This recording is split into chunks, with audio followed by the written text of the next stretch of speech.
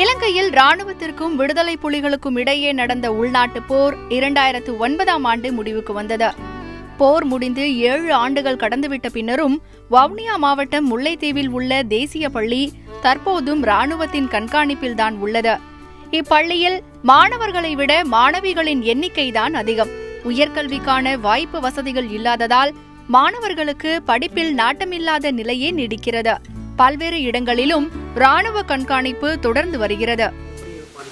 ராணுவத்தின் ஆதிக்கம் தொடர்ந்து இருந்து கொண்டே இருக்குதான்.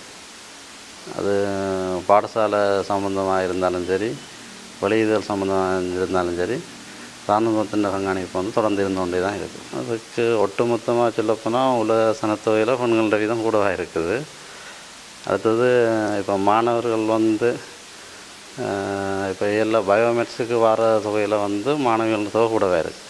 அதுக்கு என்ன ஒரு காரணத்தை சொல்லலாம், இப்போ மாணவர்கள் ஓயலில் கல்வியில் அக்கறையின்மை, வீட்டில் பெற்றோரும் ஆசிரியர்களோட கட்டுப்பாடு இருக்காமையால் சித்தி விதங்கள் குறைகிறதால உயர்தரத்தில் பயோ கணித விஞ்ஞான பிரிவுக்கு வெளியெல்லாம் போகுது.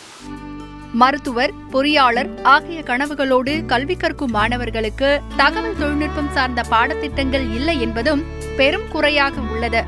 பொருளாதாரத்தில் மிகவும் பின்தங்கியிருப்பதால் மேற்படிப்பிற்காக வெளிநாடுகளுக்கும் செல்ல முடியவில்லை என்று வேதனைப்படுகின்றனர் மாணவிகள். நான் பயோ படிக்கிறேன். இங்கே கூட எல்லாரும் படிக்கிறாங்களுக்கு பயோ அப்படி தங்கட இதுகளில் படிக்கணும்னு கூட அக்கறை இருக்குது. பயோ படிக்கிறார்கள் எல்லாரும் டாக்டர் ஆகிறே இல்லை.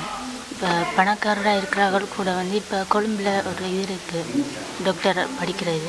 இப்போ பணக்காரர் இப்போ இதில் கிடைக்காட்டிக்கும் அங்கே போய் படித்து டாக்டராக போகிறாங்க. போய் கூட டாக்டராக இதுன்றார்கள் வெளிநாடுகள்லாம் வேலை பார்க்குறாங்க. இங்கே வர திருப்பி குறைவாக இருக்குது. இங்கே போரால் பாதிக்கப்பட்ட இடம்ன்றதால பல கனபிள்ளைகளுக்கு அம்மா அப்பா அதுகள் ஒன்றும் இல்லை. அப்போ தேவையான வசதிகள் குறைவாக இருக்குது. பெரும்பாலும் இங்கே கிளாஸுகள் அந்த ஃபெசிலிட்டிஸ் அதுகள் குறைவு. ஆனாலும் அப்படி இருந்தும் நிறைய பேர் யூனிவர்சிட்டி என்டர் பண்ணியிருக்கணும். அப்படி என்டர் பண்ணி போனாலும் எல்லாருக்கும் யூனிவர்சிட்டி படிக்கிறதுக்குரிய வசதிகள் அதுகள் காணாது. ஸ்பான்சர் பண்ணப்பட்டு தான் சில பேர் படிக்கிறவே. எல்லாருக்கும் பிடிச்ச ஸ்ட்ரீம்ஸ் இங்கே இல்லை. அங்கே இருக்கிற மாதிரி ஐடி அப்படி புரிம்பாலாம் படிக்கலாது. இந்த 4 ஸ்ட்ரீமுக்கு தான் அதுக்கு பிறகு வேற எங்கேயும் படிக்க போகலாம். போரினால் முல்லைத்தீவில்தான் பாதிப்பு அதிகம் என்றும், வருமானத்திற்காக கல்வியை தவிர்த்து வேலைக்கு செல்ல வேண்டிய நிலை நீடிப்பதாகவும் மாணவர்களும் வருத்தம் தெரிவிக்கின்றனர்.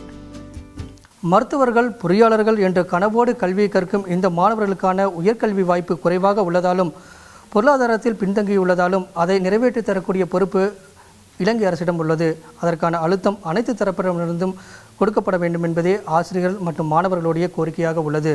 தந்தி செய்திகளுக்காக முல்லைத்தீவிலிருந்து ஒளிப்பதிவாளர் கார்த்திக்குடன் பாஸ்கரன்.